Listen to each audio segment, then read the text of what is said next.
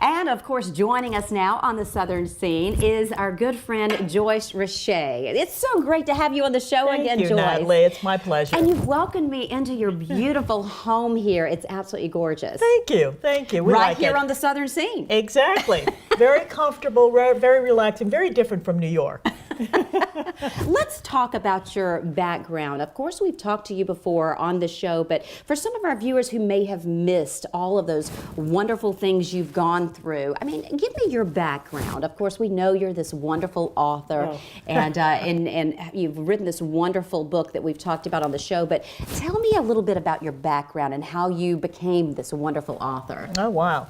Well, I'll start at the beginning. I grew up in New Orleans and went all the way through undergrad in New Orleans, and then decided in my senior year that I would go to business school. I got accepted to Columbia. They gave me money to come because that made the decision point of me. And you didn't think that was going to happen? Oh, absolutely not. Absolutely not. But it was a wonderful experience because it was so different from anything I had been exposed to, not just from the business standpoint, but I'd never been in a majority institution at that point.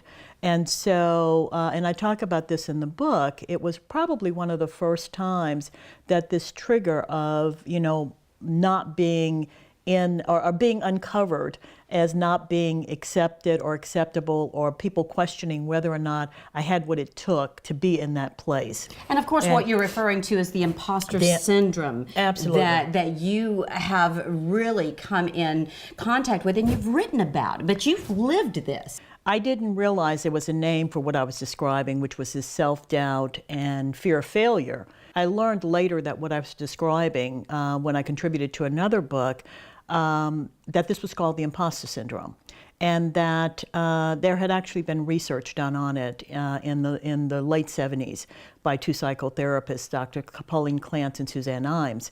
And they did research with 150 highly successful women and found out even though they had all kinds of credentials, they still questioned whether or not they were in a sense able to do the jobs that they were in, that someone was going to say, oh, I knew she couldn't cut it, I knew she wasn't good enough. And so they worked like crazy, which is what I did in most of my career, put my head down and worked like crazy because I felt like I always had to prove that I deserved to be where I was. Was there ever anything that you can attribute to giving you those feelings? And it had to be such a relief to find out that, wow, this is real. Yeah. I mean, this is something that is actually real, and I'm not crazy. Yeah, and a lot of other people deal with it. Mm-hmm. That was really the awakening part when I contributed. Not alone. Yeah, I'm not alone. But I found out as I kind of started to digest what were the things and when did I have these experiences, that there were triggers. And the triggers primarily were whenever you are different from the majority of the people that you're either working with, engaging with, competing against, and therefore you are making assumptions that that person or that group of people are making assumptions about you because of you being different. So for example, a woman in a predominantly male environment may feel that in fact the men in the business might be saying, oh, I wonder if she's strong enough to be a leader. I wonder if she has what it takes. I wonder if she's got enough experience.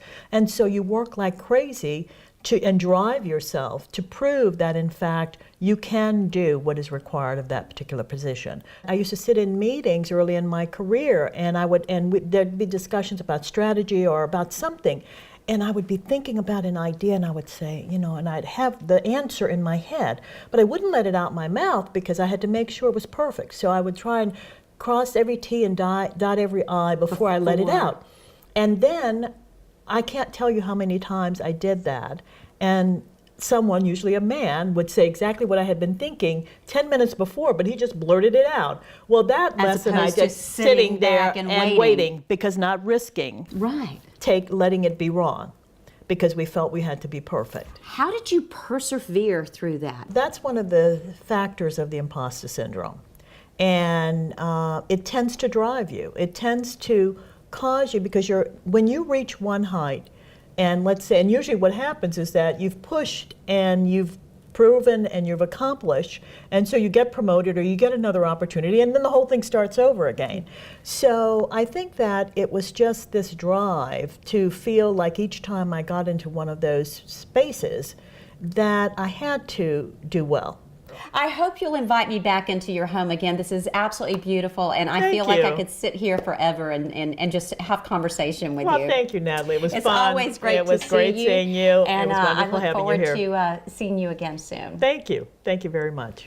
If you'd like more information on author Joyce Roche and, of course, her book, The Empress Has No Clothes, all you have to do is go through the information you see right there on your screen. She's on Facebook. She's easy to find. She also has a fabulous website. You can check that out as well. You can also give us a call here at the station. We'll make sure we put you in contact with more on Joyce Roche.